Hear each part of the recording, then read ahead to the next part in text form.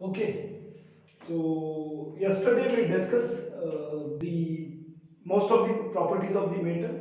कल हमने बहुत सारी प्रॉपर्टी डिस्कस कर ली थी, उसके हमने पढ़ा था डक्टिलिटी क्या है, प्लास्टिसिटी क्या है, इलास्टिसिटी क्या है, ब्रिटलनेस क्या है। और मैंने आपको डक्टिलिटी और ब्रिटलनेस में किसकी स्ट्रेंथ ज़्यादा होती है, किसकी स्ट्रेंथ कम होती है, ये सारी इंफॉर्मेशन ऑलरेडी मैं दे चुका हूँ। ठीक है, चलिए अब रिमेनिंग प्रॉपर्टी जो बची हुई है उसको आज डिस्कस करने की कोशिश करते हैं। The remaining property in which first property will be discussing about the resonance. इसको और एक नाम है, इसका और एक नाम क्या है? Strain energy. क्या नाम है इसका? Strain energy. तो चलिए हम रेजोनेंस को और स्ट्रेन एनर्जी को दो तरीके से डिफाइन कर सकते हैं। कैसे? सुनिए, रेजोनेंस और स्ट्रेन एनर्जी क्या है आपको नाम से ही समझ में आ रहा है। ये एनर्जी आती किसकी वजह से है? जब आप मटेरियल को स्ट्रेन करोगे। क्या करोगे? Strain. when you will strain the member or when you strain the metal, the energy which is gets stored in that metal is known as strain energy. क्या कहते हैं उसको? strain energy। उसी का और एक नाम है resonance। तो दो तरीके क्या है इसको डिफाइन करने के। एक, the energy gets stored in the member because of the straining of the member is known as strain energy। दूसरा, energy release after unloading is known as strain energy। ये कौन सी एनर्जी है? Strain energy. इसको दो तरीके से define किया हमने। सोचिए, पहला क्या बोला? Energy stored because of the straining. अब जितनी स्टोर्ड हुई, अगर आपने लोड को हटा दिया तो उतनी क्या हो जाएगी? रिलीज हो जाएगी। तो such energy is known as strain energy. और उसी का नाम क्या है? रेजोनेंस। इसको आसान तरीका है समझने का, आप स्प्रिंग लो और स्प्रिंग को क्या करो? कॉम्प्रेस करो। स्प्रिंग को जैसे ही कॉम्प्रेस करोगे उसमें कुछ ना कुछ एनर्जी स्टोर हो जाएगी। और कॉम्प्रेस कर यानी क्या किया आपने? उसको स्ट्रेन किया। तो जैसे ही आप स्ट्रेन करोगे उसमें क्या स्टोर हो जाएगी? कुछ ना कुछ एनर्जी स्टोर हो जाएगी। और जैसे आप लोड हटा दो वो अपनी ओरिजिनल पोजीशन पे आ जाएगा। यानी जितनी एनर्जी स्टोर की थी उतनी ही क्या कर देगा? रिलीज कर देगा। उतनी क्या कर देगा? रिलीज कर देगा। तो उसी के बेसिस पे दो तरीके से डिफाइन कर सकते हैं। एक तो एनर्जी स्टोर्ड हो गई, उसी को स्ट्रेन एनर्जी कहेंगे। या लोड हटाने के बाद जितनी एनर्जी रिलीज हुई उसको भी क्या कह सकते हैं? रेजोनेंस कह सकते हैं और स्ट्रेन एनर्जी कह सकते हैं। तो क्या हुआ, फिर इसको डिफाइन करते हैं। तो रेजोनेंस और strain energy is the measure of total elastic strain energy which is release after the unloading. जब आप लोड को हटाओगे, लोड को हटाने के बाद जितनी एनर्जी रिलीज होती है उसी एनर्जी को क्या कहते हैं? रेजोनेंस और स्ट्रेन एनर्जी। रेजोनेंस और स्ट्रेन एनर्जी। ठीक है, अब फिर से सोचिए, मुझे एक बात बताइए। हमने कहा था कि अगर आप किसी मेटल को एक्सपांड करो या इलोंगेट करो या कॉम्प्रेस करो, अगर लोड आपने with in the elastic limit लगाया, जैसे कि मैंने कल आपको स्ट्रेस स्ट्रेन कर्व में दिखाया था। क्या दिखाया था? ये देखिए कि अगर आपने stress versus strain curve draw किया, स्ट्रेस वर्सेस स्ट्रेन कर्व, आप स्ट्रेस वर्सेस स्ट्रेन कर्व ना ड्रॉ करके आप लोड वर्सेस डिफ्लेक्शन भी ड्रॉ कर सकते हो। लोड वर्सेस डिफ्लेक्शन भी ड्रॉ कर सकते हो। तो अगर आपने stress versus strain curve draw किया और आपने अगर load up to elastic limit लगाया, अप टू इलास्टिक लिमिट लगाया, up to elastic limit, up to अगर इलास्टिक लिमिट आपने लोड लगाया, तो आपको एक चीज पता है कि यहां से अगर लोड को हटा दिया तो ओरिजिनल पोजीशन पे मटेरियल आ जाता है। Material regain its original position. It means जितना आपने एक्सटेंड किया था, जैसे लोड हटा दोगे उतना का उतना क्या हो जाएगा? रिकवर हो जाएगा। उतना का उतना क्या हो जाएगा? रिकवर हो जाएगा। तो ये जो आपने energy up to elastic limit तक लेके गए, आपने खींचा और खींचने की जो लिमिट थी आपकी वो with in the elastic limit थी। कहां तक थी? With in the elastic limit. तो जो खींचने की लिमिट आपकी with in the elastic limit थी और जो आपने मेटल के ऊपर से लोड हटा दिया, यानी मेंबर के ऊपर से लोड हटा दिया, तो मटेरियल अपनी ओरिजिनल पोजीशन को रिगेन कर लेगा। ओरिजिनल पोजीशन को क्या कर लेगा? रिगेन कर लेगा। क्या कर लेगा? रिगेन। उस समय जितनी एनर्जी रिलीज होगी उसी को क्या कहा हमने? रेजोनेंस और स्ट्रेन एनर्जी। उसी को क्या कहा? रेजोनेंस और स्ट्रेन एनर्जी। क्लियर है? तो रेजोनेंस और strain energy is the measure of total elastic strain energy which is released after the unloading। जितनी एनर्जी रिलीज होगी आपने लोड हटाने के बाद उसी को क्या कहते हैं? रेजोनेंस कहते हैं। और क्या कहते हैं? Strain energy. तो मुझे एक बात बताइए, मैक्सिमम कितनी एनर्जी रिलीज होगी? कितनी एनर्जी रिलीज हो सकती है? मुझे एक बात बताइए, अगर मैंने लोड को इलास्टिक लिमिट तक ना लगा के सिर्फ यहां तक लगाया, इलास्टिक लिमिट तक नहीं गया मैं, सिर्फ यहां तक लगाया, तो इतनी एनर्जी स्टोर्ड हुई थी वो क्या हो जाएगी? रिलीज हो जाएगी। आपको मैं मैथमेटिकली बता देता हूं कि रेजिलेंस और स्ट्रेन एनर्जी जो हमने कही थी अभी डिफाइन की थी, उसको अगर मैथमेटिकल रिप्रेजेंट करना हो, it is nothing but the area under load versus deflection curve, area under load versus deflection curve. तो ये जो area under load versus deflection curve आता है, यहाँ P1 मान लो, यहाँ डेल्टा 1 मान लो, तो ये जो एरिया आता है लोड वर्सेस डिफ्लेक्शन कर्व, यही आपकी मैथमेटिकली क्या होती है? रेजिलेंस होती है और स्ट्रेन एनर्जी, यही आपकी मैथमेटिकली क्या होती है? रेजिलेंस और स्ट्रेन एनर्जी। क्लियर? तो क्या आता है इस कर्व का एरिया? ट्रायंगल है ये, तो ट्रायंगल का एरिया क्या आएगा? What will be resilience? तो resilience will be, see the area of triangle, it will be half of base into height, half of base into height। ये क्या बन जाएगा आपका? मैथमेटिकली रेजिलेंस कितना आता है?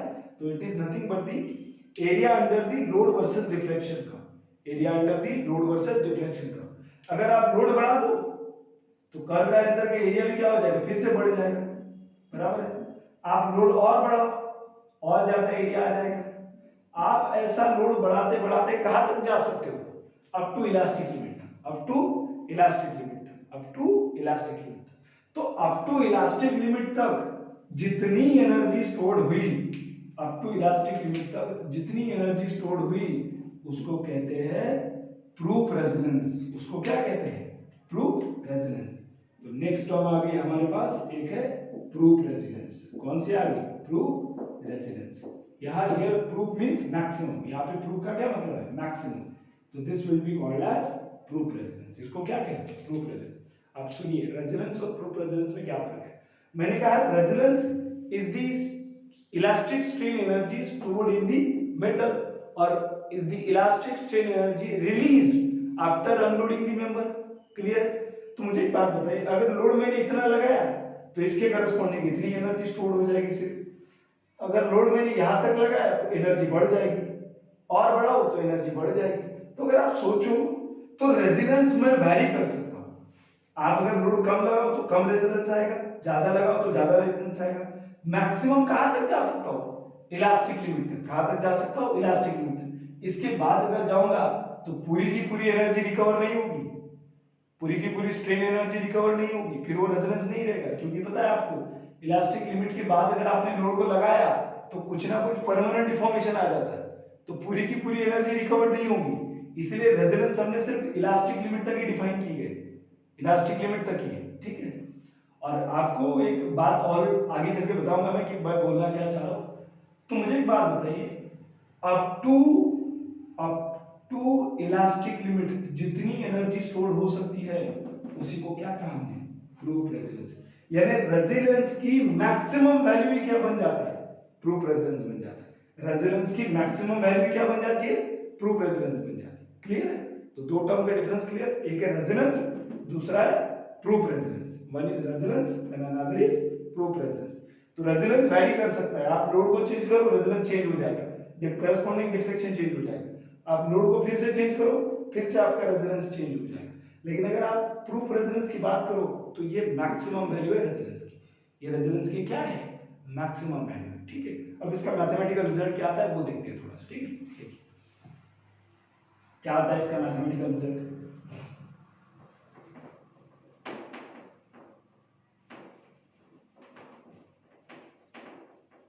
देखिए इसका मैथमेटिकल रिजल्ट क्या आता है। तो रेजोनेंस मैथमेटिकली क्या होता है? Area under load versus deflection का, area under load versus deflection का। So mathematically it is equal to area under load versus deflection का। अगर लोड वर्सेस डिफ्लेक्शन का ड्रॉ करो आप तो अप टू इलास्टिक लिमिट जा सकते हो, बराबर। मैं किसी जनरल लोड पे ले रहा हूं, अप टू इलास्टिक नहीं, मैं किसी भी जनरल लोड पे ले रहा हूं। ठीक है? तो ये जो एरिया है आपका, यही क्या बताएगा आपको? यही क्या बताएगा? स्ट्रेन एनर्जी बताएगा। यही क्या बताएगा? स्ट्रेन एनर्जी, बराबर है। यही आपको क्या बताएगा? स्ट्रेन एनर्जी और रेजोनेंस। तो क्या निकल के आता है रेजोनेंस यहां से? तो resonance will be equal to area under the load versus deflection का। अब इस कर्व का एरिया क्या आ रहा है? ट्रायंगल आ रहा है, तो it will B 1/2 base into height. This is your resonance. ये आपका क्या होता है? रेजोनेंस होता है। अब फिर से आगे चलते हैं, आपको मैंने कल स्ट्रेस का एक रिजल्ट बताया था, that was P by area. आगे चल के स्ट्रेस को कंप्लीटली डिफाइन करेंगे कि क्या बोलना चाहता है। फिलहाल हमें स्ट्रेस का रिजल्ट पता है P बाय एरिया। मैंने कल आपको स्ट्रेन भी बताई थी, that was change in length upon original length. Clear है? तो यहाँ से P निकल के आएगा, तो कितना आएगा P? सिग्मा इनटू एरिया, ये आपको P मिल जाएगा। और यहाँ से डेल्टा निकल के आएगा स्ट्रेन इनटू L। क्लियर है? क्लियर है? अब इस दो टर्म को हम यहाँ पे पुट अप करेंगे। We'll put this term in the next slide. So see here, so it will be equal to 1/2 P की जगह क्या आया था? सिग्मा इनटू एरिया, और डेल्टा की जगह क्या आया था? Strain into length. बराबर है? तो मैथमेटिकली कितना निकल के आएगा? अब देखिए एरिया इनटू लेंथ क्या हो जाएगा?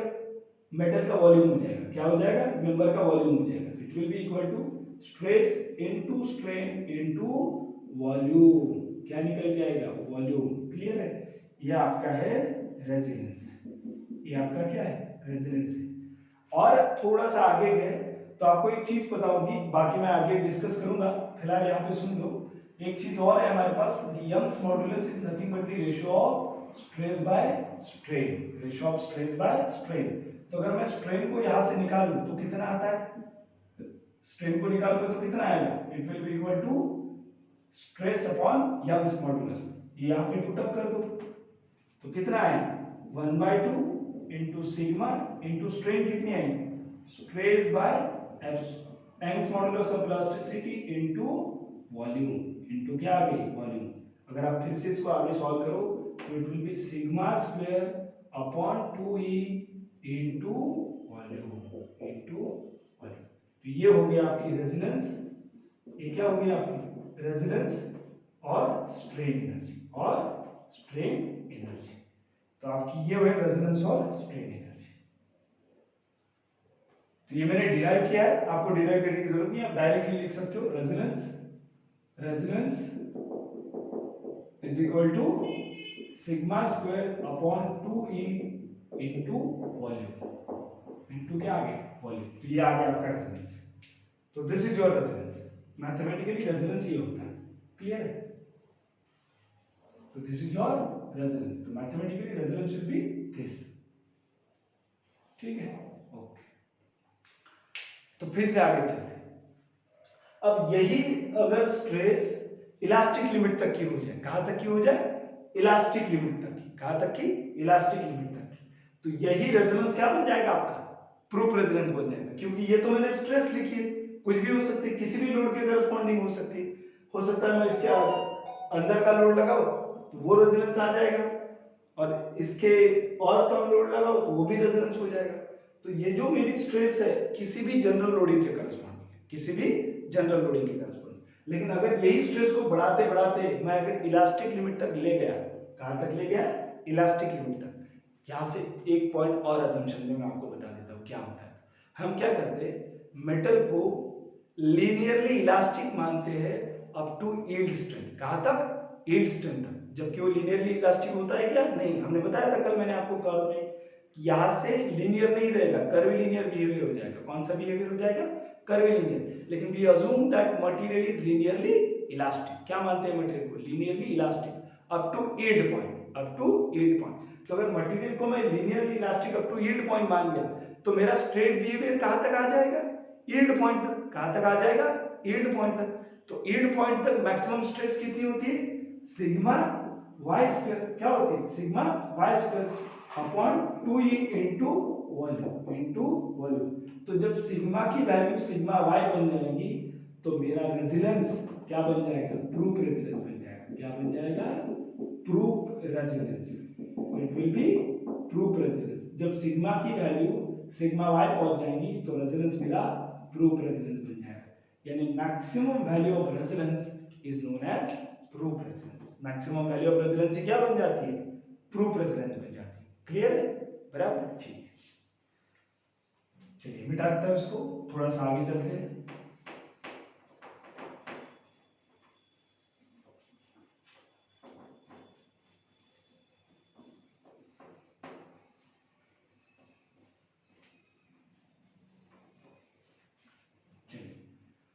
अब इसी रेजिलेंस को अगर मैं, ये जो रेजिलेंस आया हमारा, कौन सा रेजिलेंस? Proof resilience. तो इसी प्रूफ रेजिलेंस को अगर मैं वॉल्यूम से डिवाइड कर दूं, किससे डिवाइड कर दूं? वॉल्यूम से, तो एक नया टर्म निकल के आता है जिसका नाम होता है मॉडुलस ऑफ रेजोनेंस। जिसका नाम क्या होता है? Modulus of resonance. तो क्या है modulus of resonance? Modulus of resonance देखिए क्या है? Modulus of resonance proof resonance per unit volume, यानी proof resonance per unit volume you will get next term that is modulus of resonance. आपको क्या मिलेगा? Modulus of resonance. तो अगर आप मैथमेटिकली देखो तो इस प्रूफ रेजोनेंस को अगर मैं वॉल्यूम से डिवाइड कर दूं, किससे डिवाइड कर दूं? वॉल्यूम से। अगर इसी प्रूफ रेजोनेंस को मैं वॉल्यूम से डिवाइड कर दूं तो वॉल्यूम क्या हो जाएगा? कैंसिल हो जाएगा। तो क्या निकल के आएगा? तो it will be equal to sigma Y square upon 2e। तो अगर सिर्फ sigma Y square upon 2e दिखा आपको तो ये आपका क्या बन जाएगा? मॉडुलस ऑफ रेजोनेंस बन जाएगा। क्या बनेगा? Modulus of resilience. Clear? Sigma Y square upon 2e। Clear? तो ये आपके तीन टर्म है। एक आई रेजोनेंस की मैक्सिमम वैल्यू क्या बन जाती है? प्रूफ रेजोनेंस को अगर पर यूनिट वॉल्यूम के टर्म में एक्सप्रेस कर दो तो क्या मिल जाता है? मॉडुलस ऑफ रेजोनेंस मिल जाता है। क्या मिल जाता है? Modulus of resilience. क्लियर? चलिए, तो यहां तक तीन टर्म आ गई। अगर आप फिर से थोड़ा सा आगे सोचो, थोड़ा सा, ज्यादा नहीं जाना, थोड़ा सा आगे सोचो, तो देखिए ये अगर आप ऑब्जर्व करो इसको और मैं लोड वर्सेस डिफ्लेक्शन कर्व ना ड्रॉ करूं, अगर मैं लोड वर्सेस डिफ्लेक्शन कर्व ना ड्रॉ करके मैं अगर लोड वर्सेस डिफ्लेक्शन कर्व ना ड्रॉ करके मैं अगर stress versus strain curve draw करूं, कौन सी कर्व ड्रॉ करूं? Stress versus strain curve up to yield strain. अगर मैं stress versus strain curve draw करूं अप टू यील्ड पॉइंट तक, तो आप देखिए इसका एरिया अगर निकालूं मैं, इसका अगर एरिया निकालूं तो क्या आएगा? इसका एरिया, इस कर्व का एरिया, ट्रायंगल है, तो ट्रायंगल का एरिया क्या आएगा? 1/2 सिग्मा वाई इनटू स्ट्रेन बराबर। क्या मैं स्ट्रेन को डायरेक्टली जैसे मैंने यहाँ पे लिखा था उसमें सिग्मा वाई अपॉन ई नहीं लिख सकता क्या? बिल्कुल लिख सकता हूँ, क्योंकि अभी मैंने बताया था कि आपका यंग्स मॉडुलस होता है स्ट्रेस बाय स्ट्रेन। तो मैंने स्ट्रेन की जगह क्या लिख दिया? Stress by Young's modulus of elasticity. तो लिख सकता हूँ। तो अगर आप देखो तो आपको डायरेक्टली क्या मिल जाएगा? मॉडुलस ऑफ रेजोनेंस मिल जाएगा। क्या मिल जाएगा? Modulus of resonance. इतना डिराइव नहीं करना पड़ेगा, डायरेक्टली आपको क्या मिल जाएगा? मॉडुलस ऑफ रेजोनेंस मिल जाएगा। मॉडुलस ऑफ रेजोनेंस मिल जाएगा। क्लियर है? तो तीन टर्म देखिए, resonance, proof resonance, modulus of resilience. Clear है? रेजोनेंस, प्रूफ रेजोनेंस और मॉडुलस ऑफ रेजोनेंस। अब मॉडुलस ऑफ रेजोनेंस आपको फिर एक आगे चल के बताता हूं। ये जो रेजोनेंस और प्रूफ रेजोनेंस है ये area under load versus deflection curve से आता है। कहां से आता है? Area under load versus deflection curve. लेकिन अगर मॉडुलस ऑफ रेजोनेंस देखो तो ये कहां से आता है? Directly area under stress versus strain. कहां से मिलता है? Area under stress versus strain curve. जबकि modulus of resonance area under stress versus strain curve से आता है। और अगर रेजोनेंस और प्रूफ रेजोनेंस की बात करो तो ये किससे आता है? ये आता है आपका लोड वर्सेस डिफ्लेक्शन से। कहां से? लोड वर्सेस डिफ्लेक्शन से। क्लियर है? ठीक है, फिर से थोड़ा सा आगे सोच के बताता हूं आपको। आप अगर यहाँ पे ध्यान दो तो मॉडुलस ऑफ रेजोनेंस जो टर्म है ये वॉल्यूम पे नहीं डिपेंड करेगी। कहीं पे वॉल्यूम है क्या इसमें लिखा हुआ? नहीं, ये वॉल्यूम पे डिपेंड ही नहीं कर रही है। तो इट मींस यहां से और एक चीज क्लियर होती है कि modulus of resonance independent of the volume, volume पे डिपेंड नहीं करता है। जबकि प्रूफ रेजोनेंस और रेजोनेंस दोनों किस पे डिपेंड करते हैं? वॉल्यूम पे। किस पे डिपेंड करते हैं? वॉल्यूम पे। अब इसका क्या मतलब है? इसका ये मतलब है कि अगर आपने मेटल का मेंबर का साइज बढ़ा दिया, अगर आपने मेंबर की साइज बढ़ाई या कम की, तो मेंबर की साइज बढ़ाने से और कम करने से उसका वॉल्यूम कम या ज्यादा होगा? बिल्कुल है। तो अगर वॉल्यूम कम या ज्यादा हुआ तो सिर्फ रेजोनेंस और प्रूफ रेजोनेंस बढ़ेगा या घटेगा, लेकिन मॉडुलस ऑफ रेजोनेंस पे कोई भी फर्क नहीं पड़ेगा। ये उसकी खुद की कैरेक्टरिस्टिक होती है and it will remain constant, it will not change with the volume. Volume बढ़ाओ कम करो, मॉडुलस ऑफ रेजोनेंस सेम रहेगा। मॉडुलस ऑफ रेजोनेंस नहीं चेंज होगा। चेंज क्या होगा? रेजोनेंस और प्रूफ रेजोनेंस। क्लियर है? तो ये प्रॉपर्टी बहुत इंपॉर्टेंट है, सभी लोग ध्यान में रखिए कि रेजोनेंस का फॉर्मूला क्या आता है? Sigma square upon 2 into volume. यही आपकी मैक्सिमम पे जाओगे तो sigma Y square upon 2 into volume, और मॉडुलस ऑफ रेजोनेंस में क्या नहीं आता है, वॉल्यूम नहीं आता है। क्या नहीं आता है, वॉल्यूम नहीं आता। क्लियर, ठीक, आगे बढ़ो। तो ये टर्म, 3 टर्म्स हमें क्लियर हो गई है।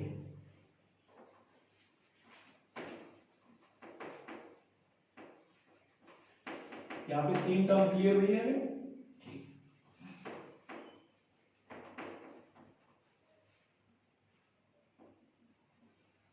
चलिए नेक्स्ट कौन सी प्रॉपर्टी हमारी, टफनेस है। नेक्स्ट प्रॉपर्टी क्या है, टफनेस। व्हाट इज टफनेस, ये आपको ऑलरेडी पता है।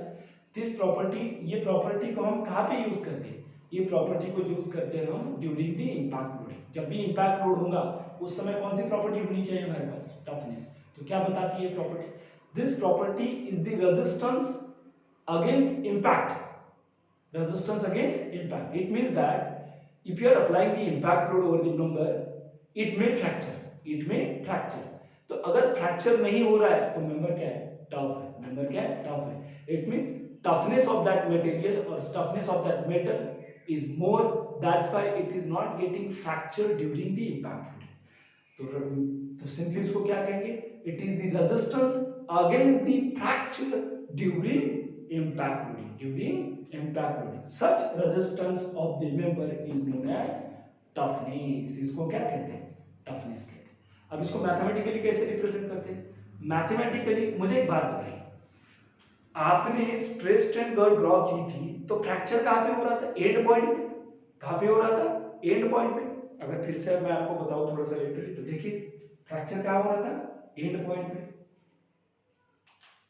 देखिए fracture was taking place in the up to the end point. तो ये आ रहा था आपका फ्रैक्चर पॉइंट, तो यहाँ पे जाके फ्रैक्चर हो रहा था। कहाँ पे जाके फ्रैक्चर होता, यहाँ पे जाके आपका मटेरियल क्या कर रहा था, फ्रैक्चर। यहाँ पे हमने जी नाम दिया था जिसका नाम था फ्रैक्चर पॉइंट।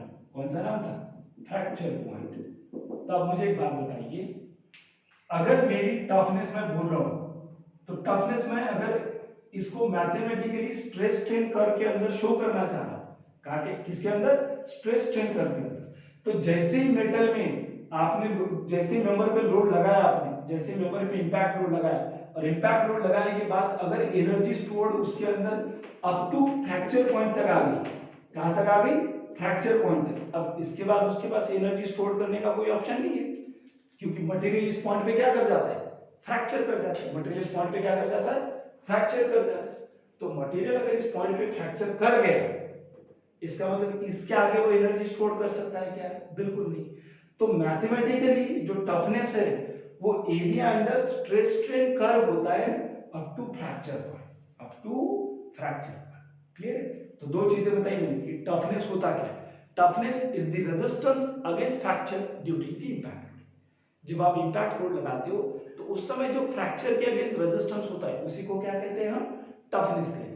तो मैंने तो बोला कि फ्रैक्चर के अगेंस्ट रेजिस्टेंस, तो अगर मान लेते मेरा मेंबर डक्टाइल मटेरियल से बना है, किससे बना है, डक्टाइल मटेरियल से, तो डक्टाइल मटेरियल का फ्रैक्चर कहाँ पे होता है, इस पॉइंट पे, बराबर है। यानी अगर आपने लोड लगाया, उसके ऊपर इंपैक्ट लोड लगाया, और ये जो एनर्जी स्टोर हुई वो एनर्जी अगर इस पॉइंट से भी ज्यादा अगर आपके लोड के कारण आ रही है तो मेटल क्या कर जाएगा, फेल कर जाएगा, मेंबर क्या कर जाएगा, फेल कर जाएगा। मान लेते आपने इंपैक्ट लोड लगाया, और इंपैक्ट लोड लगाने के बाद जो मेटल में मेंबर में एनर्जी है वो सिर्फ यहाँ तक ही स्टोर होगी। कहाँ तक स्टोर होगी, इस पॉइंट तक, इस पॉइंट तक सिर्फ यहाँ तक ही स्टोर होगी। तो अभी भी इसके पास इतनी कैपेसिटी है एनर्जी स्टोर करने की, तो फ्रैक्चर करेगा क्या, नहीं, वो फ्रैक्चर नहीं करेगा।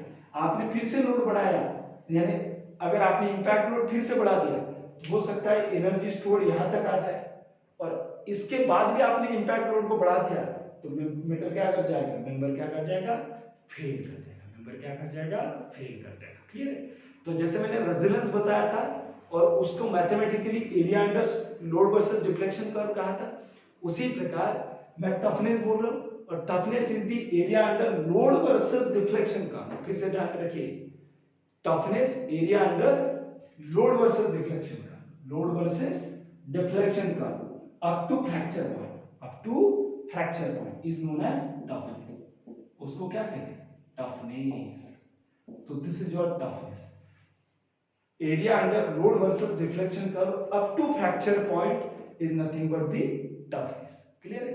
तो टफनेस होता क्या है, उसको मैथमेटिकली कर्व के अंदर एरिया के फॉर्म में कैसे रिप्रेजेंट करते हैं, बराबर, in the form of area under the load versus deflection curve, area under the load versus deflection curve. लेकिन कहां तक, फ्रैक्चर पॉइंट तक। कहां तक, फ्रैक्चर पॉइंट तक। आप थोड़ा सा याद रखो, तो रेजोनेंस और स्ट्रेन एनर्जी हम कहां तक ले रहे थे, सिर्फ अप टू इलास्टिक लिमिट तक, और हमने इसी को एंड पॉइंट तक बोला था।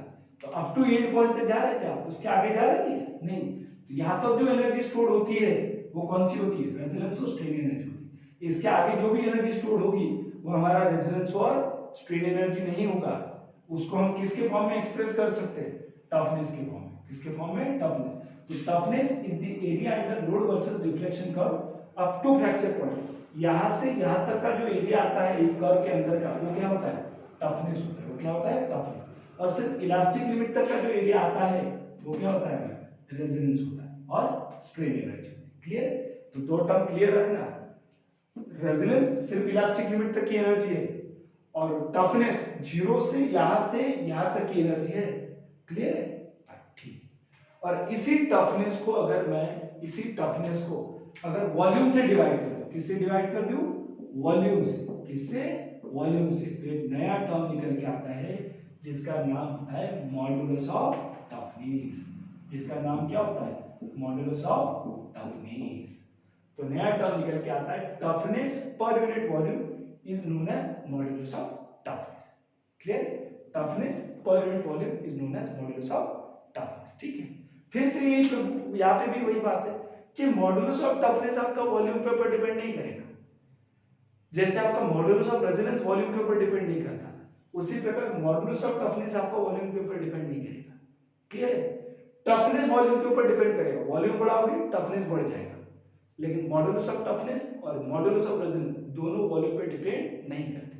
तो इसके अंदर अगर क्वेश्चन कैसे बनेंगे, देखिए, अगर वॉल्यूम बढ़ गया तो कौन बढ़ता है, ऑप्शन में मिलेगा resilience, proof resilience, both A and B, और थर्ड ऑप्शन रहेगा modulus of resilience, fourth option रहेगा मॉडुलस ऑफ रेजोनेंस। तो कौन सा ऑप्शन है हमारा, रेजोनेंस भी बढ़ता है और मॉडुलस ऑफ रेजोनेंस भी बढ़ता है अगर वॉल्यूम बढ़ जाए तो। क्लियर है। अगर मैं बोलूं कि कौन सी प्रॉपर्टी है जो वॉल्यूम पे डिपेंड नहीं करती, मैं बोलूं resilience, proof resilience, both A and B, चौथा होगा मॉडुलस ऑफ रेजोनेंस। तो आंसर क्या आ जाएगा, मॉडुलस ऑफ रेजोनेंस। क्लियर है। वही चीज किस में वैलिड है, टफनेस और मॉडुलस ऑफ टफनेस, टफनेस और मॉडुलस ऑफ टफनेस। क्लियर।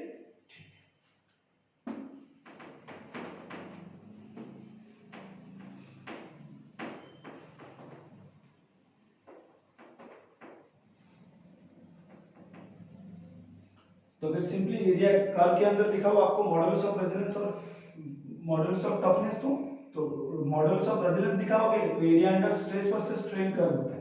यह आ गया आपका मॉडुलस ऑफ, यहां तक सिर्फ मॉडुलस ऑफ रेजोनेंस होता है। तो ये जो एरिया अंडर द कर्व है ये क्या आ गया, मॉडुलस ऑफ रेजोनेंस। लेकिन अगर फिर से कर्व ड्रॉ करूं,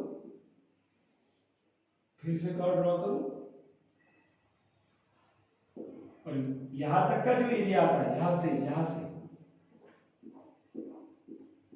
ये आपको क्या बताता है, मॉडुलस ऑफ टफनेस बताता है। मॉडुलस ऑफ रेजोनेंस सिर्फ यहां तक की है ना, यहां तक का एरिया है, modulus of toughness up to fracture point तक का area, up to fracture point तक का। और ये स्ट्रेस वर्सेस स्ट्रेन कर्व है, उसी प्रकार ये भी स्ट्रेस वर्सेस स्ट्रेन कर्व है। तो अगर stress versus strain curve draw करोगे तो आपको मॉडुलस ऑफ टफनेस और मॉडुलस ऑफ रेजोनेंस मिलेगा। अगर stress versus strain curve draw करोगे तो आपको मॉडुलस ऑफ टफनेस या मॉडुलस ऑफ रेजोनेंस मिलेगा। क्लियर है। स्ट्रेस वर्सेस स्ट्रेन ड्रॉ करोगे तो मॉडुलस ऑफ टफनेस और मॉडुलस ऑफ रेजोनेंस मिलेगा। लेकिन अगर रेजोनेंस और प्रूफ रेजोनेंस और टफनेस, ये तीन प्रॉपर्टी आपको लोड वर्सेस डिफ्लेक्शन कर्व से, किस कर्व से, लोड वर्सेस डिफ्लेक्शन। तो अगर यहाँ पे सवाल बना दिया हमने, which of the following property gives relationship between stress and strain by using, sorry सवाल बन नहीं पाए, हम अलग तरीके से समझते हैं। अगर मैं ये पूछूं आपको कि कौन सी प्रॉपर्टी, मैंने अगर एक प्रॉपर्टी दे दी, मान लेते मॉडुलस ऑफ टफनेस दे दिया या मॉडुलस ऑफ रेजोनेंस दे दिया, और नीचे चार ऑप्शन दे रहा हूं कि ये लोड वर्सेस डिफ्लेक्शन कर्व है, ये स्ट्रेस वर्सेस स्ट्रेन कर्व है, ये दोनों है, नन ऑफ देम, तो आंसर क्या आ जाएगा, it will be stress versus strain curve. यही अगर मैं टफनेस, रेजोनेंस और प्रूफ रेजोनेंस के लिए बनाता तो लोड वर्सेस डिफ्लेक्शन कर्व होता। ठीक है, तो थोड़ा सा ध्यान में रखिए कि लोड वर्सेस डिफ्लेक्शन कर्व से हमें रेजोनेंस मिलता है, प्रूफ रेजोनेंस मिल सकता है और क्या मिल सकता है, टफनेस मिल सकता है। लेकिन अगर stress versus strain curve draw की तो आपको या तो मॉडुलस ऑफ टफनेस मिलेगा या तो फिर मॉडुलस ऑफ रेजोनेंस मिलेगा। क्लियर? ठीक है। अब कहां तक का एरिया लेना है वो तो क्लियर हो गया आपको यहां से कि अप टू फ्रैक्चर पॉइंट बोलो तो आपका मॉडुलस ऑफ टफनेस आता है, अगर सिर्फ अप टू इलास्टिक लिमिट बोल देंगे हम तो it will B modulus of resilience. Clear है? ठीक।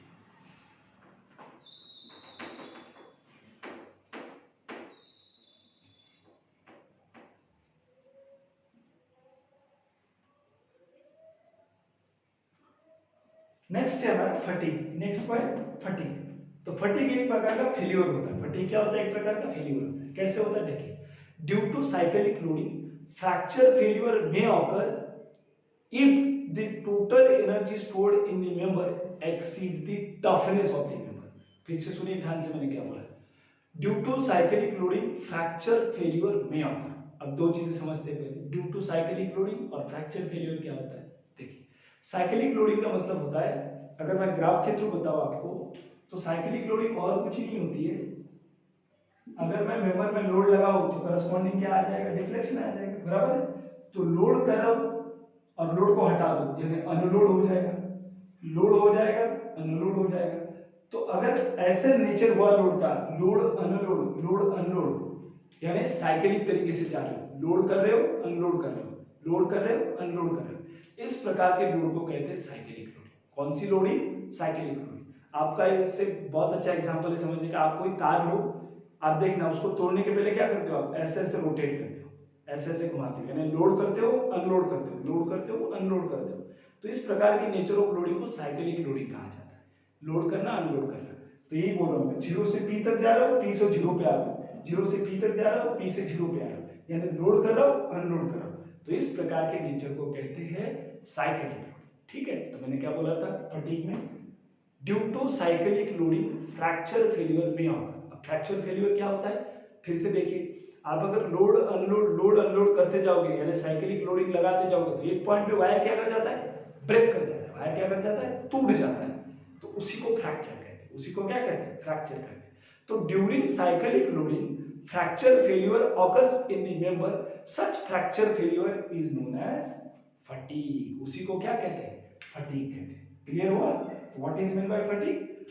What is meant by due to cyclic loading, fracture failure may occur during fatigue loading or during cyclic loading, fracture failure may occur. Such fracture failure is known as fatigue. उसी को क्या कहते हैं, fatigue कहते हैं। फिर मैंने आगे एक स्टेटमेंट बोला, क्या बोला आगे एक स्टेटमेंट कि during cyclic loading, fracture failure may occur if total energy stored in the member exceed the toughness of the member. Exceed the toughness of the member. अभी हमने देखा टफनेस क्या होता है, इसको कर्व के थ्रू रिप्रेजेंट किया था मैंने। कैसे किया था आपको पता है, देखिए, I have given you the idea. Toughness was क्या थी, टफनेस हमारी टफनेस थी area under load versus deflection curve up to fracture point, up to fracture point. यहां तक की एनर्जी को क्या कहा था हमने, टफनेस कहा था। यहां तक की एनर्जी को क्या कहा था, टफनेस कहा, बराबर।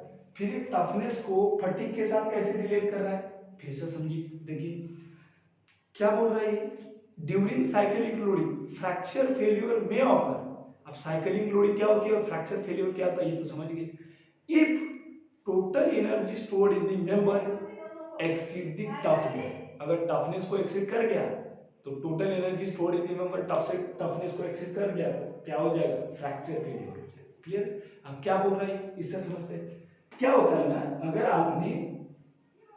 आपने load with in the elastic लगाया, कहने का मतलब है जो आप साइक्लिक लोडिंग लगा रहे थे, जो आप साइक्लिक लोडिंग लगा रहे थे ना, ऐसे ऐसे कर रहे थे, तो अगर ये साइक्लिक लोडिंग आपकी with in the elastic limit है, कहने का मतलब है आप जो लोड है, ये मान लेते हैं हमारा इलास्टिक पॉइंट है, आप लोड इसके आगे ना नहीं ले जा रहे। कहां तक ले जा रहे हो, यहां से यहां तक ही ले जा रहे हो, यहां से यहां तक ले जा रहे हो, वापस जा रहे हो, यहां से यहां तक ले जा रहे हो, वापस आ रहे हो। तो ये साइक्लिक लोडिंग हो गया। लेकिन अगर जैसे आपने लोड को इस पॉइंट के आगे लेके गए तो लोडिंग कर्व और अनलोडिंग कर्व दोनों का नेचर डिफरेंट होता है। दोनों का नेचर क्या होता है, डिफरेंट होता है। यानी जिस पाथ से आपने मटेरियल मेंबर को लोड किया और जो पाथ आपका लोड हटाने के बाद आ रहा है, वो दो अलग अलग पाथ होते हैं। दो क्या होते हैं, अलग अलग पाथ। खासियत सिर्फ इतनी होती है कि ये जो स्ट्रेट लाइन आती है, ये इसका नेचर इसके टैंजेंट के समान होता है। यानी initial portion of the curve will be parallel to the, जो पाथ आपका लोड हटाने के बाद आता है उसके पैरेलल होती है। उसके क्या होती है, पैरेलल होती है। उसकी क्या होती है, पैरेलल। जो इनिशियल नेचर है इस कर्व का और ये जो आपकी अनलोडिंग कर्व है, ये दोनों इनिशियल पोर्शन पे क्या होती है, पैरेलल होती है। क्या होती है, पैरेलल होती है। ठीक है, तो अगर आप देखो तो अगर आपने एक लिमिट के बाद लोड लगाया तो लोडिंग कर्व और अनलोडिंग कर्व दोनों का नेचर क्या है, डिफरेंट आ रहा है। एक पाथ फॉलो नहीं कर रही हो। तो यही कह रहे हो, यही क्या कह रहे हो कि अगर आपने लोड किया, अनलोड किया, लोड किया, अनलोड किया, तो अगर आपने लोड किया, अनलोड किया और ये जो लोड अनलोड है आपका, ये इलास्टिक लिमिट के ऊपर है, तो आप देखोगे कि जैसे मैंने लोड को हटा दिया, इस पॉइंट के बाद अगर लोड लगाया और लोड को हटा दिया, तो आप देखिए कि लोड यहाँ पे जीरो हो गया, लेकिन कुछ ना कुछ एनर्जी मेटल में ऑलरेडी क्या हो गई है, स्टोर्ड हो गई। जीरो नहीं है, वापस नहीं आई। वापस आई क्या नहीं, देखिए इस पॉइंट पे आ गया, लेकिन कुछ ना कुछ स्ट्रेंथ तो अभी भी है उसमें, बचेगी। तो यही कह रहा है कि अगर आपने लोड अनलोड करते समय आप अगर ऐसे किया, आपने लोड किया, अनलोड किया, फिर से लोड किया, अनलोड किया, फिर से लोड किया, अनलोड किया, फिर से लोड किया, अनलोड किया, फिर से लोड किया, अनलोड किया, ऐसे करते करते अगर आपने मेटल में इतनी एनर्जी स्टोर कर दी कि वो मेटल का टफनेस एक्सीड कर गया, क्योंकि टफनेस कहाँ तक एनर्जी होती है, सिर्फ फ्रैक्चर पॉइंट तक। तो अगर आपने लोड अनलोड करते करते अगर आप फ्रैक्चर पॉइंट तक की एनर्जी स्टोर हो गई तो फ्रैक्चर फेल्यूर आएगा, और ऐसे फिनोमेना को क्या बोलते हैं, फटीग बोलते हैं। ऐसे फिनोमेना को क्या बोलते हैं, फटीग बोलते हैं। क्लियर है, क्लियर है यहाँ से फटीग। तो यही स्टेटमेंट बोला था मैंने, आप सुनिए फिर से statement. Due to cyclic loading, cyclic loading क्या होती है, load unload, load unload, fracture failure में ऑकर, फ्रैक्चर फेल्यूर में occur if total energy stored exceed the toughness of the member। अगर total energy stored toughness exceed कर गया तो fracture failure occur हो जाएगा during cyclic loading, during cyclic loading. Such property is known as fatigue, such failure is known as fatigue. इसी को क्या कहते हैं, फटीग कहते हैं। क्लियर है, चलिए फटीग यहां से क्लियर हो गया। अब नेक्स्ट है हमारी एंडुरेंस लिमिट और फटीग स्ट्रेंथ, दोनों एक ही चीज है। एंडुरेंस लिमिट और फटीग स्ट्रेंथ क्या है, दोनों एक ही चीज है। क्या मतलब है इसका, समझते देखिए। जैसे मैंने यहां पे बताया आपको कि अगर मैं load with in the elastic limit लगाऊं, कहने का मतलब है, इसको फिर से मिटा देता हूं, इसको फिर से मिटा देता हूं, समझिए। एंडुरेंस स्ट्रेंथ को समझते हैं, एंडुरेंस लिमिट को समझते हैं। क्या है एंडुरेंस लिमिट, अगर मैंने लोड को with in the elastic limit लगाया, लोड को लगाया और घटाया, लोड को बढ़ाया और घटाया, तो अगर लोड अनलोड मैं with in the elastic limit करूं तो कुछ भी एनर्जी स्टोर हो रही है कि नहीं, ओरिजिनली जीरो पे आ रहा है, कोई एनर्जी स्टोर नहीं हो रही उसमें, जीरो पे आ रहा है। तो अगर आप ऐसा करोगे कि स्ट्रेस को एक लेवल के नीचे रखो, फिर आप कितने भी बार साइक्लिक लोडिंग लगाते रहो, फिर आप कितने भी बार साइक्लिक लोडिंग लगाते रहो, अगर स्ट्रेस को एक लेवल के नीचे रखा आपने और फिर कितने भी टाइम साइक्लिक लोडिंग करते गए, फ्रैक्चर फेल्यूर नहीं आएगा। सच a stress below which material has high probability of no failure is known as fatigue strength और endurance limit। इसी को क्या कहते हैं, fatigue strength और endurance limit। What is fatigue strength और endurance limit? Fatigue strength और endurance limit is the level of the stress below which, इसके नीचे आप कितने भी number of time cyclic loading करो, material has high probability of no failure even at infinite times of cyclic loading. आप कितना ही number of time cyclic loading करते रहो, मटेरियल फेल नहीं करेगा, मेंबर फेल नहीं करेगा। अगर आपकी स्ट्रेस एक स्ट्रेस लेवल के नीचे हो तो उस स्ट्रेस को कहते हैं एंडोरेंस लिमिट। और ये जो स्ट्रेस है आपकी प्रोपोर्शनैलिटी लिमिट पॉइंट बताया ना आपको, उसके भी नीचे आती है, उसके भी नीचे आती है। तो प्रोपोर्शनैलिटी लिमिट के पॉइंट के नीचे अगर आप लोड अनलोड करो तो आप कितने भी टाइम इनफाइनाइट टाइम तक लोड करते जाओ, ये टूटता ही नहीं भाई। आपने देखा भी होगा, आप क्या करते हो, ऐसे ऐसे करते रहो, टूटता ही नहीं, फिर क्या करते हो, आप दोस्त को देते हो, भाई तू करके दे, तो वो ज्यादा स्ट्रेस लगाता है, तो तो ज्यादा स्ट्रेस है ना, वो एक स्ट्रेस के ऊपर चला जाता है जिसका नाम होता है फटीग स्ट्रेंथ। अगर फटीग स्ट्रेंथ के नीचे आप अगर कितना भी लोड अनलोड करो तो मेंबर फेल नहीं होगा। तो fatigue strength is the value of stress below which material has high probability of no failure even at infinite number of cyclic loading. Such stress is known as fatigue strength और endurance limit। इसी को क्या कहते हैं, fatigue strength और endurance limit। जैसे yield strength आपकी mild steel की 250 आती है, उसी की fatigue strength 186 के आसपास आती है। 186 MPa will be the fatigue strength of the mild steel। तो अगर 186 के नीचे आप स्ट्रेस लगा रहे हो, यानी 186 के नीचे आप स्ट्रेस लोड अनलोड कर रहे हो तो मेंबर फेल नहीं करेगा। लेकिन अगर 180 के ऊपर गया तो लोडिंग कर्व और अनलोडिंग कर्व का नेचर डिफरेंट हो जाता है, तो कुछ ना कुछ एनर्जी उसमें स्टोर होती रहती है। मैंने ग्राफ के थ्रू बताया था आपको। तो जैसे वो एनर्जी स्टोर करते करते फ्रैक्चर तक पहुंच गई तो मटेरियल क्या कर जाएगा, फ्रैक्चर कर जाएगा। उस फ्रैक्चर को क्या कहते हैं, फटीग कहते हैं। उस फ्रैक्चर को क्या कहते हैं, फटीग कहते हैं। लेकिन अगर स्ट्रेस एक लेवल के नीचे रखी तो आप कितने भी नंबर ऑफ टाइम्स उसको घुमाते रहो, मेंबर फेल नहीं करेगा। उसको क्या कहते हैं, एंड्योरेंस लिमिट और फटीग स्ट्रेंथ। उसको क्या कहते हैं, एंड्योरेंस लिमिट और फटीग स्ट्रेंथ। क्लियर? तो ये चार प्रॉपर्टी हमने डिस्कस कर ली, व्हिच आर वेरी इंपॉर्टेंट। आज के लिए यहाँ पे रोक देते, मैं दूसरा वीडियो आज ही जल्दी अपलोड करूंगा।